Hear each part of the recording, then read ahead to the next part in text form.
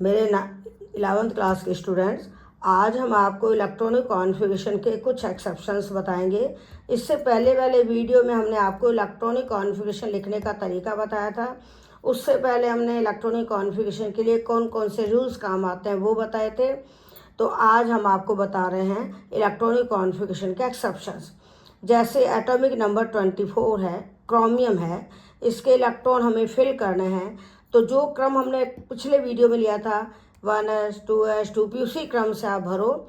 इसमें 1s2 2s2 2p6 3s2 3p6, यहाँ तक तो आपको याद रखना है 18 होते हैं। फिर 4s2 3d4, ये इलेक्ट्रॉनिक कॉन्फ़िगरेशन बनना चाहिए क्योंकि इनमें हम इलेक्ट्रॉन का टोटल करें तो 24 आता है। पर चूंकि D5 हाफ फील्ड है, ज़्यादा स्टेबल है, ये भी हम पहले वीडियो में पढ़ चुके हैं, तो S का इलेक्ट्रॉन D में आ जाता है। तो हम इसको लिखते हैं 3d5 4s1। 3d अंदर है, 4s बाहर है, इसीलिए हमको भरते तो पहले 4s हैं लेकिन लिखते समय पहले 3d लिखते हैं। तो हमने ये लिख लिया। अब हम इसके आधार पर पता लगाएंगे कि इसमें अनपेयर्ड इलेक्ट्रॉन कितने हैं। तो देखिए 5 अनपेयर्ड इलेक्ट्रॉन इसमें है, 1 इसमें है, तो अनपेयर्ड इलेक्ट्रॉन 6 हैं। पैरामैग्नेटिक है, ये क्वेश्चन आता है। ये बाहरी मैग्नेटिक फील्ड की तरफ अट्रैक्ट होता है। ये कौन से ब्लॉक का एलिमेंट है? इसमें last electron d sub shell में आता है, तो ये डी ब्लॉक एलिमेंट है। इसके डी के इलेक्ट्रॉन और एस के इलेक्ट्रॉन जोड़ दो, 4 और 6 इलेक्ट्रॉन हो गए, तो इसका ग्रुप 6 होगा। और इसमें प्रोटॉन 24 हैं, इलेक्ट्रॉन भी 24 हैं।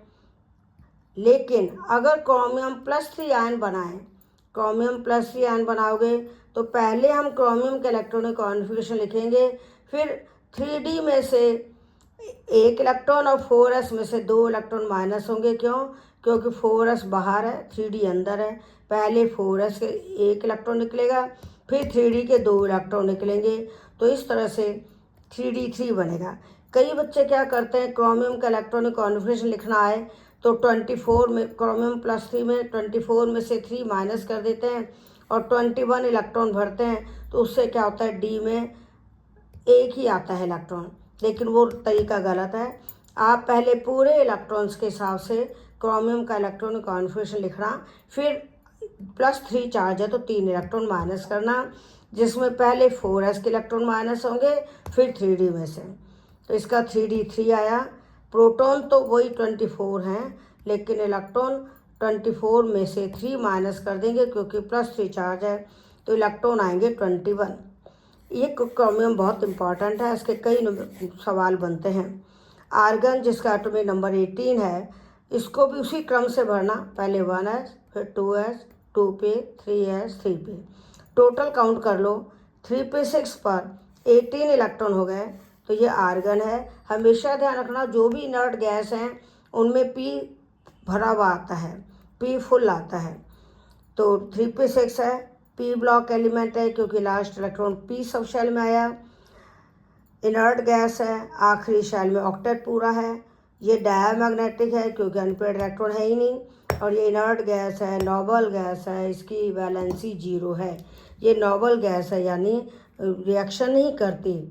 तो इसके कई पॉइंट्स काम के हो गए कि ये नोबल गैस क्यों कहलाती है, क्योंकि इसका ऑक्टेट पूरा है। ये इनर्ट गैस क्यों है, क्योंकि ऑक्टेट पूरा होने के कारण ये बॉन्ड ही नहीं बनाता। इसकी वैलेंसी कितनी है? 0 है। कौन से ब्लॉक में है? p ब्लॉक में है। कौन सा पीरियड है? तो लास्ट में 3 सब शेल भरी जा रही है, तो 3rd पीरियड है। तो इस तरह से आपसे ब्लॉक भी पूछ सकते हैं, पीरियड भी पूछ सकते हैं, ग्रुप भी पूछ सकते हैं। जो भी इनर्ट गैस हैं वो 18 ग्रुप में आती हैं। इस तरह से आप पढ़िए, कोई दिक्कत हो तो कमेंट में लिखिए। अभी हम 2-3 एग्जाम्पल आपको और करा देते हैं। जैसे कॉपर 29 इलेक्ट्रॉन है, उसी क्रम से इलेक्ट्रॉन भरना। जैसे क्रोमियम में 3d4 आया था, इसमें 3d9 आएगा क्योंकि क्रोमियम से 5 इलेक्ट्रॉन ज़्यादा हैं। लेकिन जैसे ही d9 आएगा इसको d10 कर देना क्योंकि d10 फुलफिल्ड है, ज़्यादा स्टेबल है। तो आप क्या करोगे, पहले 3d10 लिखना, फिर 4s1 लिखना। अगर कॉपर +2 का इलेक्ट्रॉनिक कॉन्फ़िगरेशन लिखना है, पहले कॉपर का लिखना, फिर 2 इलेक्ट्रॉन माइनस करना, एक s में से एक d में से, तो 3d9 आ जाएगा। और एक अनपेयर्ड इलेक्ट्रॉन रहेगा, तो ये पैरामैग्नेटिक है। कॉपर +2 के जितने भी कंपाउंड हैं वो ब्लू कलर के हैं और ये डी ब्लॉक एलिमेंट है। कॉपर कैसा डी ब्लॉक एलिमेंट है। फोर्थ पीरियड है क्योंकि आखिरी शेल फोर्थ शेल में इलेक्ट्रॉन आ रहा है, तो फोर्थ पीरियड होगा, डी ब्लॉक एलिमेंट होगा। और ग्रुप निकालते समय डी के और एस के इलेक्ट्रॉन जोड़ देना, तो 9 + 2 11 ग्रुप होगा। तो इस तरह से आप बहुत सारे सवाल बना सकते हो कि कौन सा ग्रुप होगा। 11 नंबर का ग्रुप होगा, 11 नंबर का ग्रुप होगा क्योंकि डी के इलेक्ट्रॉन और एस के इलेक्ट्रॉन का सम 11 है। और डी ब्लॉक एलिमेंट होगा, फोर्थ पीरियड होगा, क्योंकि लास्ट इलेक्ट्रॉन फोर्थ शेल में भरा जा रहा है। इस तरह से आपके बहुत सारे क्वेश्चन निकलेंगे। पैलेडियम ये भी एक्सेप्शन है, इसका एटॉमिक नंबर 46 है। आपको 46 इलेक्ट्रॉन उसी क्रम से भरना है जो हमने इससे पहले दो वीडियो पहले वाला देखना। ये 411 नंबर है, 412 वाला देखना, वो 409 वाला देखना। उसमें आपको इलेक्ट्रॉनिक कॉन्फ़िगरेशन का सीक्वेंस दिया हुआ है। तो 1s2 2s2 2p6 3s2 3p6 4s2 3d10 4p6 5s2 4d8 होना तो चाहिए 4d8, लेकिन 4d और 5s के एनर्जी में डिफरेंस कम होने के कारण 5s के दोनों इलेक्ट्रॉन 4d में आ जाते हैं, तो ये 4d10 हो जाता है। और 5s 0 भी लिखना, इससे आपको पीरियड निकालने में ईजी रहेगा कि ये फिफ्थ पीरियड का एलिमेंट है, डी ब्लॉक एलिमेंट है क्योंकि आखिरी इलेक्ट्रॉन डी में भर रहे हैं, और ये फिफ्थ पीरियड का एलिमेंट है। फिफ्थ पीरियड मतलब पीरियोडिक टेबल के फिफ्थ पीरियड में, क्योंकि आखिरी इलेक्ट्रॉन 5s में आया है। और नंबर ऑफ अनपेयर्ड इलेक्ट्रॉन है ही नहीं, ये डायमैग्नेटिक होगा। डी 10 हो गया और s 0 हो गया, तो ये डी ब्लॉक एलिमेंट है क्योंकि लास्ट इलेक्ट्रॉन डी में आया है। अगर ग्रुप निकालना है तो डी के इलेक्ट्रॉन और एस के इलेक्ट्रॉन को ऐड कर दो, तो 8 + 2 10 हो गया, तो 10 ग्रुप हो गया।